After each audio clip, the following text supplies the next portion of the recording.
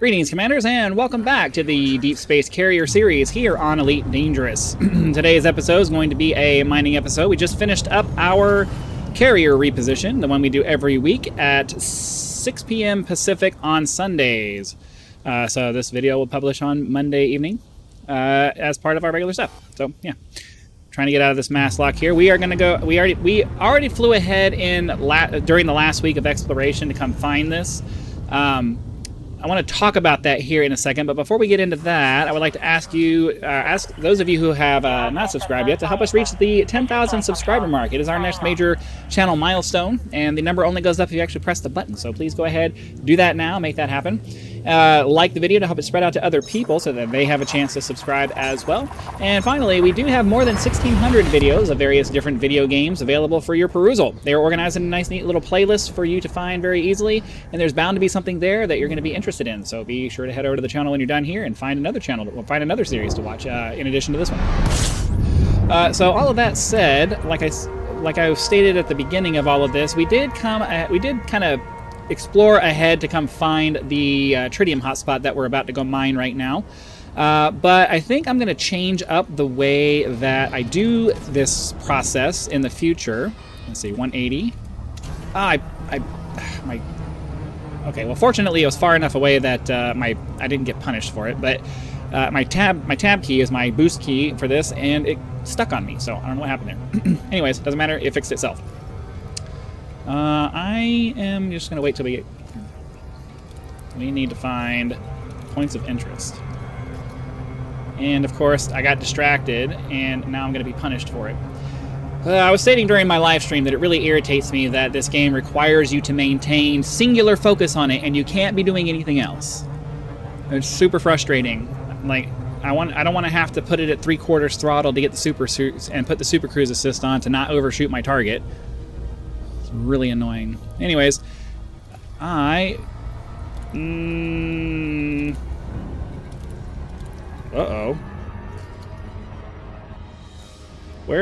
We had a tritium hotspot here at some point.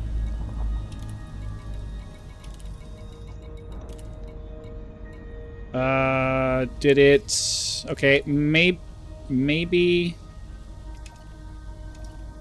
Oh, I forgot to stock up on limpets. Damn it. Oh, that was dumb. All right, well, let's scan the planet here, and then I will go back on my own to go get limpets, because that's on me. That's on me. But yeah, let's scan this. I bookmarked this planet because it had a tritium hotspot, so I don't know if maybe I just went far away and for whatever reason it erased it, or if because we're in a different ship it's not recording it, or what. Not really sure how that... Yeah, there's a tritium hotspot there. But unfortunately, I have to go back to the carrier and stock up on limpets. So I'll be back in just a minute when we're ready to start mining. I'm not going to make you watch that. All right, we are back.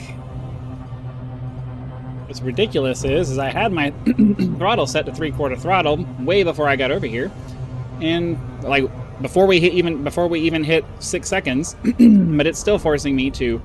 Excuse me, I just ate dinner, and it's causing me to cough a lot. But it's still forcing me to flip over and turn around. So sorry about that. This game just there's no consistency. There's no consistency. It's super frustrating. But we do have our tritium hotspot all set up, and we do now have our limpets all set up. So let's try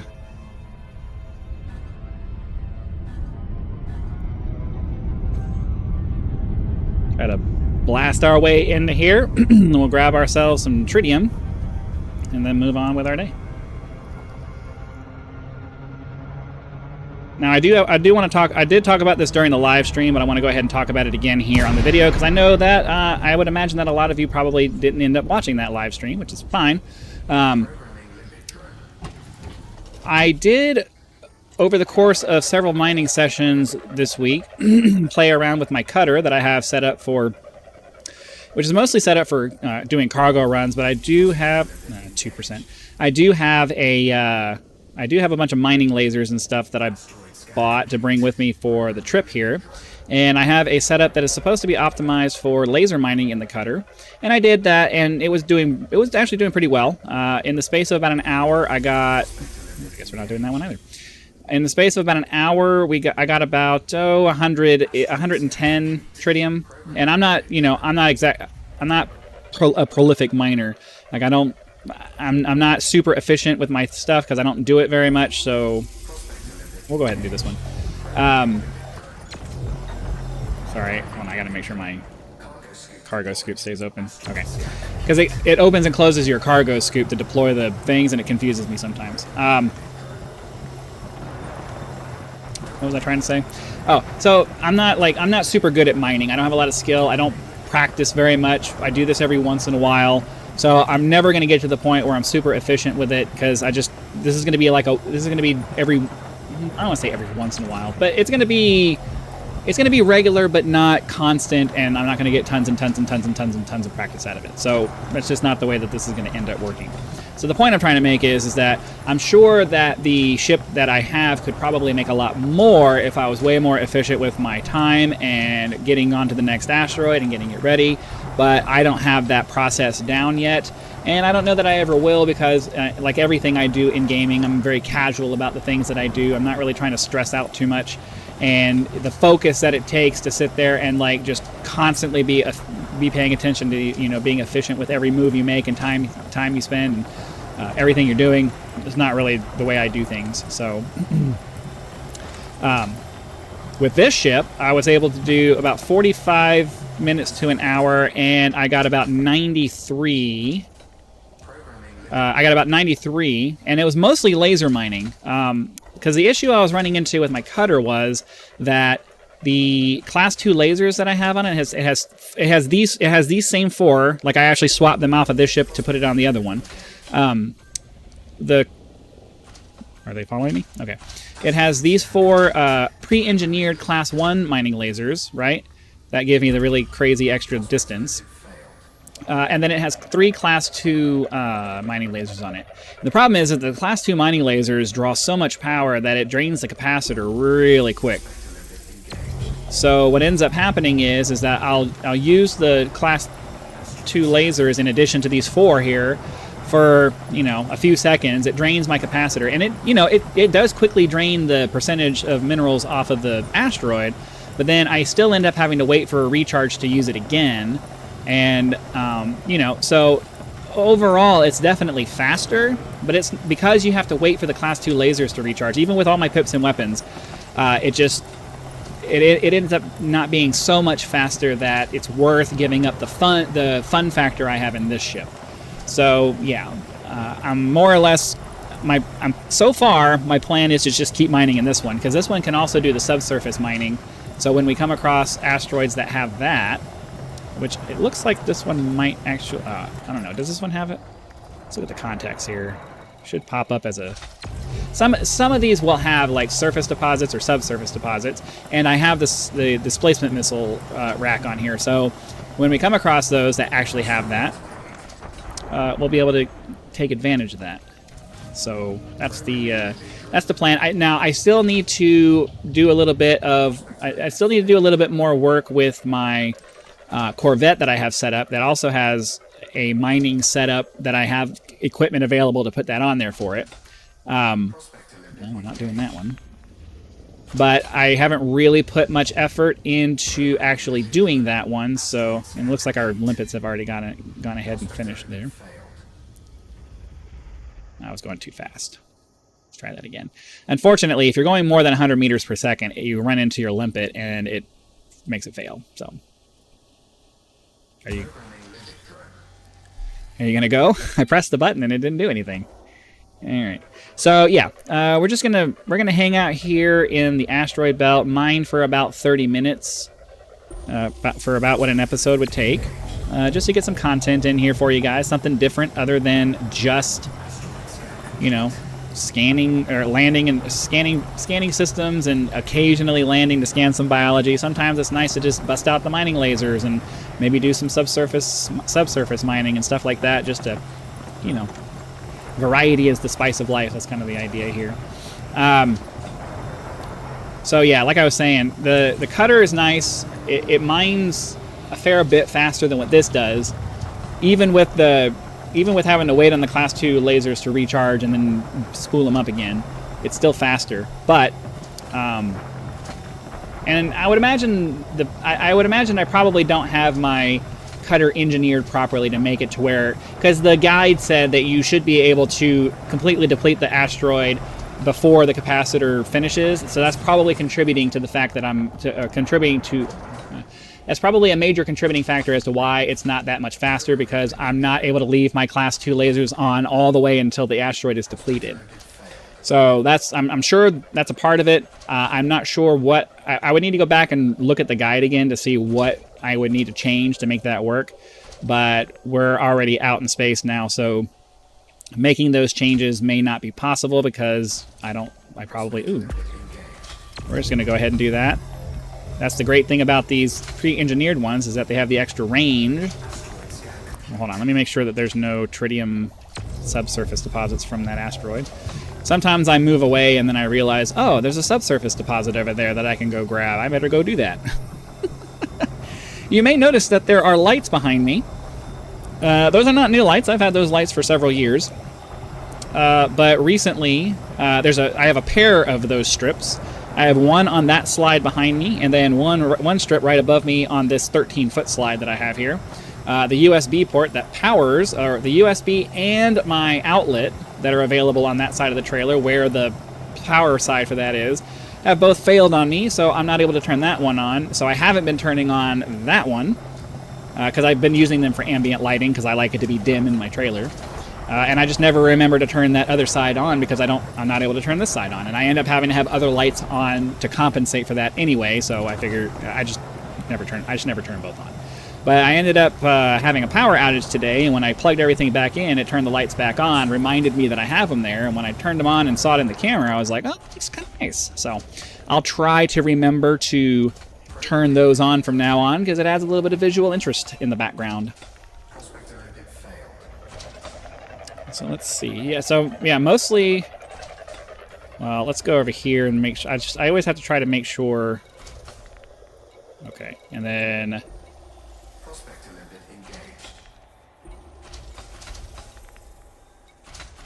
Asteroid scan complete.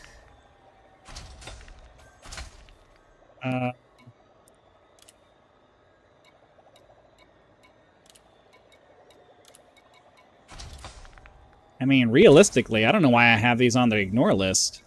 Because they don't, if I remember correctly, those don't take up inventory space, right? I don't think those take up inventory space. I think that's all part of this inventory over here. Yeah. I don't know why I had those on the ignore list. Whatever. Anyways, this has a 20% tritium rate, so that's good. Yeah, whatever. So yeah, we'll mine here for a little while just to give you guys some ambiance for the mining. I'll try to talk about some stuff, but hit that 30-minute mark. My goal every time I go out to do mining is to get about 100 tritium. So ideally, low temperature diamonds. Okay, how did I get low temperature diamonds from laser mining? Aren't you supposed to have to, like, core crack that to get the... That's weird. Where did I get low temperature diamonds from? Okay, yeah, why is... Like, I think carbon... I need to make sure that I don't have useful engineering materials on that list, on my ignore list, because I wonder how much... Man, over the course of the last three sessions that I've had, I wonder how much engineering material I've missed out on because I had everything on the ignore list. Because I kept doing add all to ignore list and then undoing tritium because I wanted to make sure I wasn't picking up a bunch of crap. But yeah, that probably screwed me over pretty hard. That probably screwed me over real hard. I kind of like the way that this ship is set up because I can just leave 3 pips in my engineering and weapons each, and it means I get a pretty decent balance between not having to screw around. Because if I take any pips away from my weapons the way it is now, I end up having to I end up having to let off the mining lasers, but if I leave it on... Well, I don't know. Then again, 4 pips would work faster, so I think I might be screwing myself there. I don't know. Let's try it on this one. We'll see how much faster it goes. Well, on the next... Oh, what am I doing? I'm sitting here leaving materials behind. Does not appear. You'll note that I don't have any shields. Oh. You'll notice that I don't have any shields on. That was mostly an accident, but then I decided, screw it. Okay, so let's put all our pips into weapons and see if it works any faster.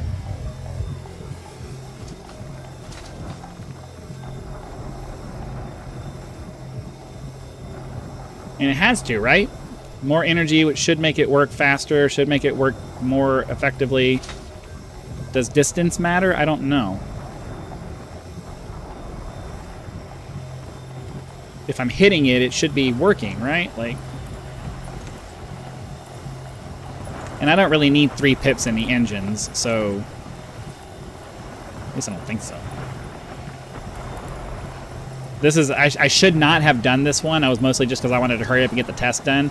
I generally try to look for at least 5% on the tritium, because that makes the time we spend on this worth it. But it doesn't seem like the extra pip is making much of a difference, if any. And since we've already wasted enough time on that, how about we check out this guy here? So as I don't know if I said this earlier in the episode, but I'm going to say it again in case I didn't. The process that I've been using so far on this trip was 4%. Nope. Has been that we select the next weekly destination for our carrier. We set that as our exploration destination, and then once we get there, we try to find a tritium hotspot near that area. While that's a good idea in theory, I've found that it's not necessarily the best in practice because I don't want to have to use the same ship every time we go out. I want to be able to, I brought along a bunch of ships with me so that we could use them. I want to actually use them for exploration, which means not all of them are going to have a decent jump range, and I don't want to have to do, 1,500 light years in a ship that can only do, 25 or 30 light years a jump. So my new thought process is that I think what I'm going to do is we'll jump our carrier to wherever it is the destination is for that week, and then in the course of our exobiology stuff that we're doing, hopefully we will find all right, let's go ahead and do that. Hopefully we will find a tritium hotspot along the way while we're doing that. That will make it worth... All right.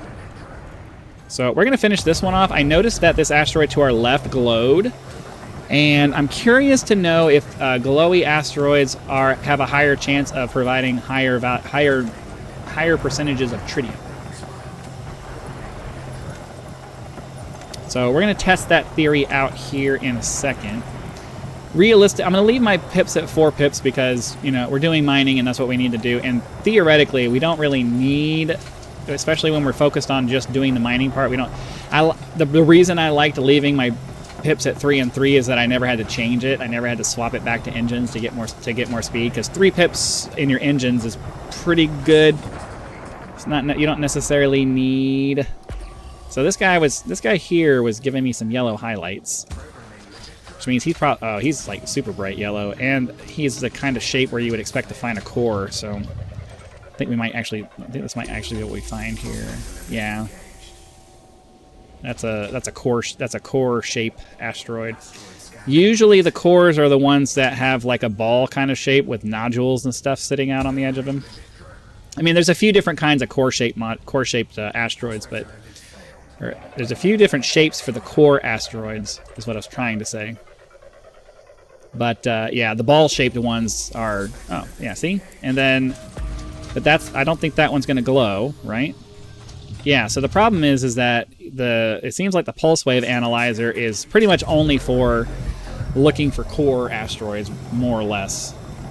what? Let me know in the comments. What else do the core, or what else does a pulse wave analyzer actually give you? Because this has 21% tritium, right? Which is what we're looking for, but it didn't glow. It didn't glow at all.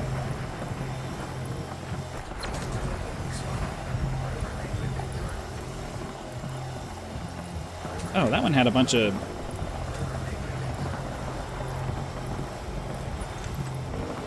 Alright, so we're going to finish this guy here. Oh, but that one had core. That was the core one. Never mind. What am I thinking? What am I thinking? I saw a bunch of stuff on there, and I was like, ooh, we might be able to get a bunch of extra tritium, but no, that was the core asteroid. That's the one we would have to break apart to get the low-temperature diamonds that was on it. We don't want that. That's not what we want. Finish. That's not what we want. We are looking for tritium. How are we doing on that? 24 in about 20 minutes. You know, it's not great. It's not great. If we could find more asteroids that actually had some subsurface deposit and some abrasion and some surface deposits. So, you know what? I don't even think we have... Do we? Yeah, we have an abrasion blaster. If we could find one of those that has that, then, you know, that would make life a little bit easier. But unfortunately, we haven't been finding any that actually have that on there. So, you know, it is what it is. Nothing we can do about that. All right. It would be nice if we could find some, though, because when you do the subsurface deposits, you get whole tritium chunks out of it, like you get a whole unit, instead of these fragments that you end up having to. Let's put this guy here. Instead of these fragments that you end up having to refine into full pieces.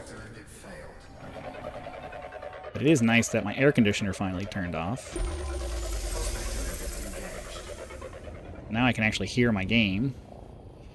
Part of me wants to replace my air conditioner with because a lot of RV owners will replace their rooftop air conditioner with a split unit. What's it called? I think it's just called a split unit. I don't remember. It's one of those ones that have. I keep getting these crappy ones that only have like 2%. It's the one that has the little you put the control unit inside, and the compressor and all that stuff is outside. Nope, no lithium there, or no tritium there. So yeah, mostly what I do here is I just run around at half speed, so I make sure I don't accidentally hit my thing there, and I'll just keep going and firing off prospector limpets until I find a decent asteroid that has at least 10%. I really want 10% or better. Like if I can get one that has 20%, because the thing is that you spend the same amount of time mining the asteroid, whether it has a lot of what you want or not. So if you can find one that's like 20% or better, you get a lot more out of the time you spend mining than if it only has like 5%. Because the minerals remaining, you're going to spend a certain amount of time mining that. It is what it is. You're going to spend that time doing it. And the percentage of what you're looking for means that you get more out of that time if it has a higher percentage of what you're looking for rather than only like 5%. So ideally, the minute or so that we're going to spend mining this asteroid is going to be much more efficiently spent because we're actually... Let me make sure we don't have anything on the ignore list here. Let's remove that from the ignore list. I want to make sure that there are no materials that are being left off because we might want to engineer something later, and if we can find materials that'll help us do that, then all the better.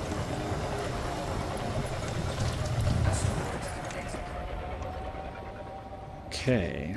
And then ideally at half throttle, these guys should be able to finish collecting everything, and I can start prospecting this new stuff.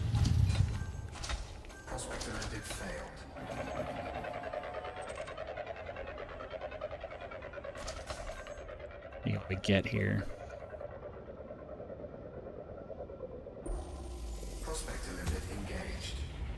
I'm gonna want to grab this guy real quick, and then if this doesn't end up having anything, we'll go off to the left and find something else over here. Oh nope! See, look, I'm glad I didn't pass this guy up. Oops. I'm glad I didn't pass this guy up. 26% tritium. Should get a crap ton out of this guy. I do feel like the extra pip is making a difference in the amount of time it's taking us to do this. I had full pips on my cutter, so that there was no issue with that because I knew I needed the full pips to make sure that my class 2 mining lasers had as much time as possible. But I was running with 3 and 3 on this because it seemed convenient because I'm lazy and I don't want to have to put extra control inputs into things when I don't have to. And leaving it 3 and 3 seemed fine, but I think I am seeing a noticeable difference. I think it's noticeably faster with the extra pip on there. And I'm sure that those of you who do this all the time are probably like, duh, but I don't, so it's just not something I really pay attention to. Okay, so now let's see if this one here has what we're looking for.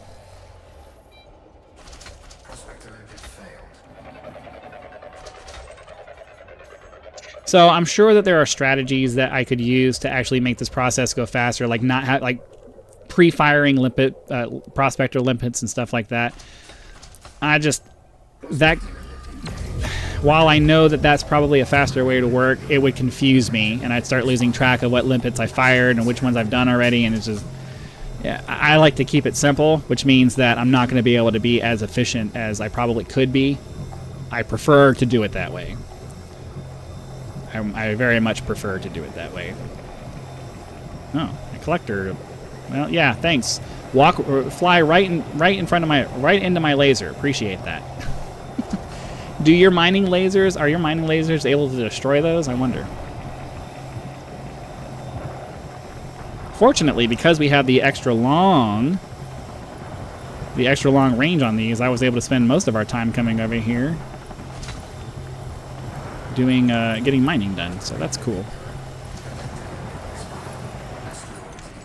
Alright, cool. So while we wait for these guys to finish grabbing all of that, let's get the next closest one and see if any of these guys have a decent percentage of tritium.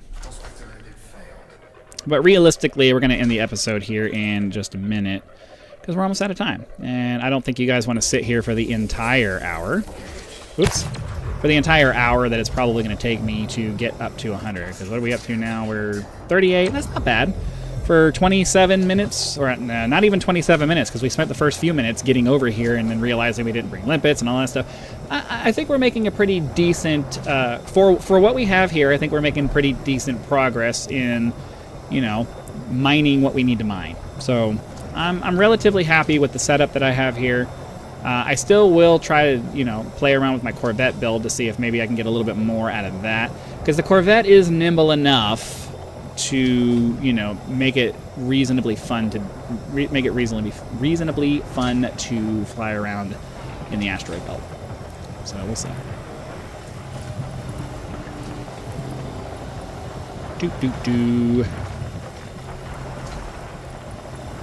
So we just gotta. So yeah, I think we're gonna go ahead and just call the episode here. I'll continue mining until I hit my quota, and then you know, I'll be done for the night. So hopefully you guys had lots of fun. Be sure to click the like button so the YouTube algorithm knows and sends the video out to as many people as possible. Join the channel, or subscribe to the channel to help us reach 10,000 subscribers. So that's our next channel milestone, and every subscriber helps. Join the channel as a member for early access to videos, among other perks, or you can just leave YouTube's version of a tip with the thanks button. So again, thank you very much for joining us for this episode of Elite Dangerous in the Deep Space Carrier series. Be sure to come back tomorrow for yet another episode where we should be doing some exploration, and I'll see you then.